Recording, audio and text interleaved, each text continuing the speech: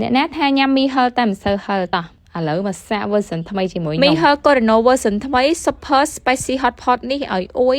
បាច់ថែមគ្រឿងក្រៅបាច់ដាំទឹកស៊ុបចំអិនតែ4នាទីទេបានញ៉ាំរសជាតិមីហឹលឆ្ងាញ់ដូចក្នុងហាងអញ្ចឹងចង់ហឹលវាយម៉ានដាក់ម្សៅម្ទេសដែលគេឲ្យក្នុងកញ្ចប់ហ្នឹងមកធានាឲ្យហឹលទប់អត់ជាប់មីហឹល Coreno Super Spicy Hot Pot version ថ្មីនេះរសជាតិមិនបាច់ហត់ថែមថយគ្រឿងអីសោះហ្មងនិយាយទៅគ្រាន់តែយើងហែកកញ្ចប់មីដាក់គ្រឿងដាក់សាច់ដាក់បន្លែបើមានឆ្នាំងមីហឹលចេះទៀតមករឹតទៅដូចក្នុងហាងបេះដាក់ខ្ជុំចេះផងតោះបងប្អូនទៅធ្វើមីហឹលញ៉ាំទាំងអស់គ្នានិយាយមែនបងប្អូនសម្រាប់ខ្ញុំឯណាមកចំណោមរបស់ដែលថាធ្វើលក់ទាំងអស់ខ្ញុំមកចិត្តលក់មីហឹលជាងគេដោយសារតែមីហឹលងាយស្រួលធ្វើហើយលក់បានថ្លៃ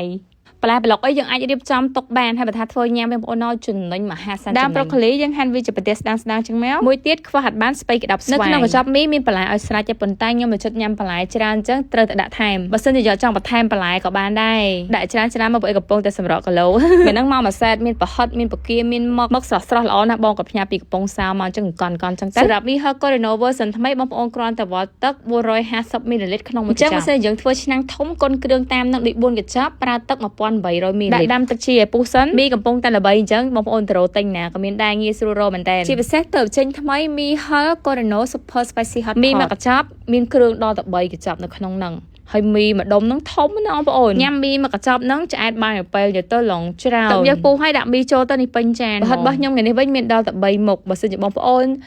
ចង់ដាក់សាច់គោក៏បានឆ្អឹងជំនីជ្រូកក៏បាននិយាយទៅតាមចំណូលចិត្តរបស់យើងព្រោះថារសជាតិមីហឹលនេះឆ្ងាញ់ហើយចង់ដាក់សាច់អីចូលក៏បានដែរត្រូវទាំងអស់ដាក់គ្រឿងសមុទ្រដាក់ប្រហិតអស់ហើយយើងរៀបបន្លែចូលមកធ្វើញ៉ាំខ្លួនឯងចេះចំណេញណាបានសាច់ឡើងច្រើនមីមួយកញ្ចប់មានគ្រឿងដល់3កញ្ចប់នៅក្នុងនោះមានម្សៅម្ទេសបន្លែក្រៀមហើយនិងគ្រឿងមី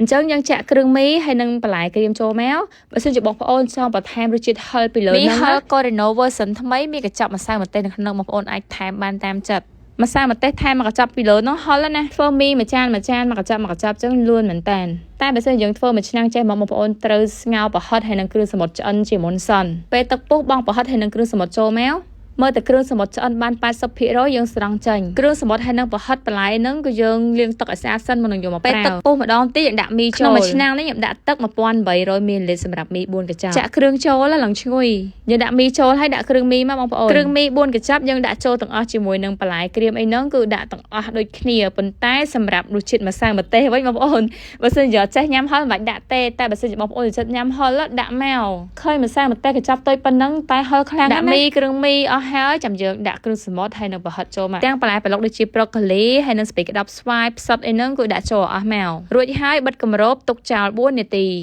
ងាយស្រួលធ្វើញ៉ាំនៅផ្ទះចុំមិត្តភ័ក្តិចុំបងប្អូនអីបានឡើងលឿនហើយឡើងឆ្ងាញ់មីហឹលបើសិនជាបងប្អូនថែមម្សៅម្ទេសមកកញ្ចប់ហ្នឹងហឹលដូចកម្រិត7អូយហឹលខ្លាំងហើយហឹលឡើងចង់ឆេះហ្មងណាខ្ញុំគ្រាន់តែប្រាប់បងប្អូនឲ្យហៅទេបើសិនជាអត់ខ្លាំងម្ទេសទេមិនបាច់ថែមទេថែមតែបន្តិចទៅបានហើយមកមើលមីរបស់យើងវិញ4នាទីក្រោយមកឆ្អិនស្រេចក្តៅហុយជូរអែមញ៉ាំប៉ះខែភ្លៀងចឹងអូយអែមណាស់សំខាន់ណាស់សរសៃមីរបស់យើងទន់ល្មើយហើយឡើងស្វិតឆ្ងាញ់មែនតើរសជាតិមីហឹល Coreno version ថ្មី Super Spicy Hot Pot នេះមិនថត់ថែមថយគ្រឿងអីច្រើនទេហឹលឆ្ងាញ់តាមចិត្តហើយរសជាតិមីហឹលនេះគឺដូចតាមហាងចឹងសម្រាប់បងប្អូនដែលចេះធ្វើមីហឹលឬមួយក៏ធ្វើអត់សូវឆ្ងាញ់ហើយអត់ចង់ញ៉ៃច្រើនទិញមីហឹល Coreno version ថ្មីដឹងតែត្រូវចាត់ព្រោះថាក្លិនហើយនៅរសជាតិដូចក្នុងហាងមែនតែនហ្មងអត់បានដាក់ម្សៅម្ទេសអត់ហឹលទេចាំមើលដាក់ម្សៅម្ទេសមកកញ្ចប់ចូលទៅម្សៅម្ទេសនេះហឹលមហាសាលហឹលមកកញ្ចប់នេះវាដល់កម្រិត7អញ្ចឹងបើសិនជាបងប្អូនចង់ដាក់កម្រិត2កម្រិត3កម្រិត4អីយើងអាចលៃមើលតាមហ្នឹងបើសិនយើងដាក់មកកញ្ចប់ចូលទៅទាំងអស់វាស្មើនឹងកម្រិត7ខ្ញុំញ៉ាំរដងតែកម្រិត3ដល់ពេលសាក់ដាក់មកកញ្ចប់ហ្នឹងចូលទៅមានណាចង់ហោះហ្មងណាហល់មែនតែនអើយហឡាអើយបងប្អូនដាក់មកកញ្ចប់នឹងទៅនឹងឆ្លក់សម្រាប់ខ្ញុំមីហឹល Coreno version ថ្មី Super Spicy Hot Pot ពីមុនឆ្ងាញ់ហើយតែឥឡូវនេះឆ្ងាញ់ជាងមុនទៀតនោះចង់ហឹលបានតាមចិត្តអែមមែនតើ